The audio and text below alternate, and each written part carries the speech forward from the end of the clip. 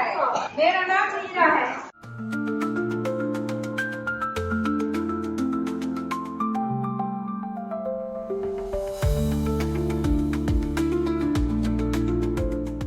जो भी महिलाएं यहाँ पे आज जुड़ी है वो पीछे से अलग अलग राज्यों से आई है।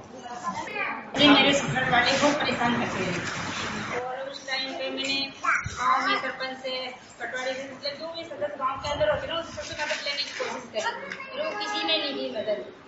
जब फिर उस टाइम पे खट्टर जी आए तो मैं खट्टर जी के पास गई तो मेरे को मिलने नहीं दिया उन लोग ने।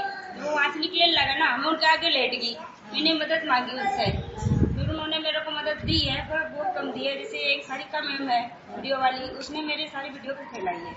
मेरे को इतने परेशान कर लिए मेरे ससुराल वाले ने। मेरा पति गुजर चुका है, 5-6 साल हो चुका है, कैंसर का मरीज होकर गुजरा है और मेरे पास से 8 साल की लड़की है।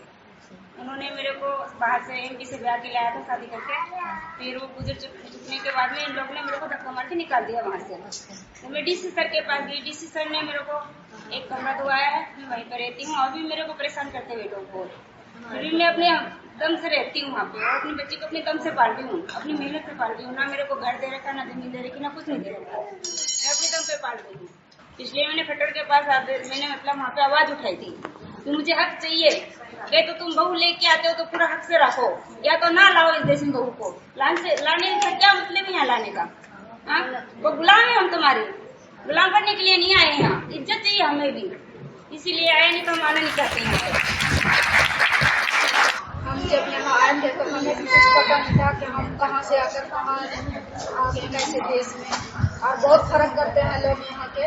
जब से यो जैसे कहते कि ये संस्था ऐसा आया जो एम्पावर पीपल, जो हमारे पास घर चल कर गया और जब हमें इतनी सारी जानकारियाँ दी, जो हमें थाने तक ले गए, कोर्ट में भी जो मतलब जानकारियाँ होनी चाहिए वो दी है इन्होंने।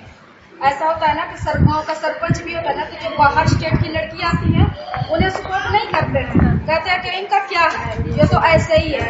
पहली बात, ये घर की नहीं होते हैं तो बाहर का कौन होगा? जब घर का साथ हो तो बाहर भी साथ है, तो ऐसा ही साथ होता है। अब जब हम सब अगर पहले एक साथ हो तो हमारा कोई कुछ नहीं कर सकता। जब मैं पहली बार एम्पावर पीपल से जुड़ी, मैं सच बता रही हूँ, मेरा कोई दिल में नहीं था कि मतलब भाई से जुड़ना है, काम करना कुछ नहीं, मुझे करना ही नहीं। बस मैं जैसे जैसे जुड़ती गई, जैसे जैसे मीटिंग में गई, जैसे जैसे लोगों से मिली, पहले ऐसा लगता था मैं ही आई हूँ जो हरियाणा में हुआ तो वो है ही नहीं यहाँ। तो जब मैं मीटिंग में गई तो बहुत सारी महिलाएं मिली, जैसे कि एक मेरे साथ आई हुई है, तो बहुत सारी मिली, तो लगा कि भाई हाँ है, तो उस दिन हमारा एक कॉन्टैक्ट बन गया।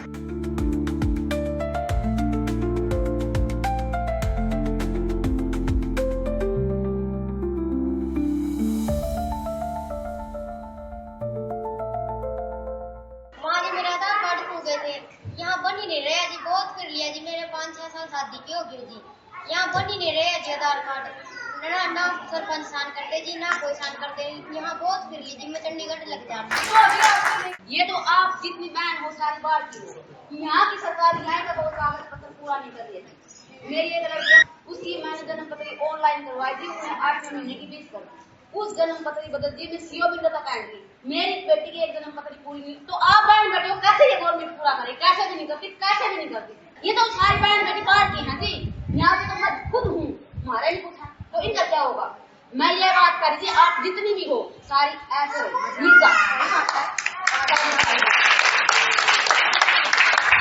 दीदी, रो मत, हिम्मत से काम ले, रोना मत, बिल्कुल भी नहीं रोना, हिम्मत से। बगा हमारी 1 2 3 हो गया, रोज जाऊँ कोई पास बैठे हमारी कोई सुनाई नहीं करता, पैसा कोई भी नहीं है, कोई भी कोई सुनाई करता। हाँ ये तो है, सब लड़की जैसे उनके घर की बहनें हैं तो उनकी भी इज्जत है तो हमारी भी इज्जत होनी चाहिए। अभी देखो हमें कहीं सपोर्ट मिलेगा तभी तो हम आगे बढ़ेंगे। अब हम अपने मन की कह रहे हैं, इस वजह से कह रहे हैं कि सपोर्ट करो कि भाई हमें अभी कोई सहारा मिल जाए किसी तरह। यहाँ आने के बाद मैंने बहुत परेशानी हुई, परेशानी से मैंने खुद अकेली अपना आगे से हिम्मत करके तो परेशानी है, परेशानी है, लेकिन अपना हिम्मत रखोगे जब भी परेशानी अलग हो सकती है। रोज डर के घर में बैठ जाओगे तो हिम्मत नहीं। सबने अलग अलग अपनी चीजें अच्छी बात बताई। कई बार क्या होता है कि हस्बैंड की डेथ के बाद क्या होता है, कई बार दबाव होता है कि आप घर छोड़ के चले जाओ, है ना, वापस चले जाओ। अगर पति की डेथ हो जाती है अगर किसी तरीके से, तो सबका अपना अपना समस्याएं हैं। अब ये जो है एक घोषणा पत्र है, इसमें ना जो बातें आपने कही हैं उसमें से कई बातें इसमें हमने लिखी हैं। हमें गर्व है कि हम भारतीय हैं और हम स्वतंत्र हैं। नागरिक के तौर पर हमें कुछ भी मौलिक अधिकार दिए जाएंगे जो संविधान में द्वारा प्रदान किया जाएगा हमको। भारतीय संविधान के भाग में 3 अनुच्छेद 12 से 35 में मौलिक अधिकारों का वर्णन किया गया है जो कई प्रकार के हैं। मुद्दा: हरियाणा, राजस्थान, पंजाब जैसे क्षेत्रों में मौलिक अधिकारों से सबसे अधिक वंचित समूह हम महिलाएं हैं। विशेष रूप से वे महिलाएं बिहार, झारखंड, पश्चिम बंगाल, उड़ीसा, असम और पूर्वी उत्तर प्रदेश जैसे राज्यों में हरियाणा में विवाह के माध्यम से लाया गया है। स्थानीय महिलाओं की तरह हमें घर और समाज के अधिकार नहीं दिए जाते हैं। हमें बाहरी मानकर बंधुआ मजदूर की तरह काम कराया जाता है और हमारी कोई सुनवाई नहीं होती है।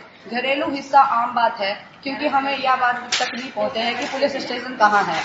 यदि कोई बहन पुलिस की सहायता लेना चाहे तो स्थानीय लोग, पंचायत के लोग उसे वहां पहुंचने नहीं देते हैं। अगर कोई थाने तक पहुंच भी जाए तो जानकारी के अभाव में मामला केवल समझ बूझकर तक ही सीमित कर देते हैं और कुछ समय बाद हिंसा और अधिक बढ़ जाती है। हिंसा बहुत ही अधिक बढ़ जाती है। हम जानते हैं तो जाया जाए।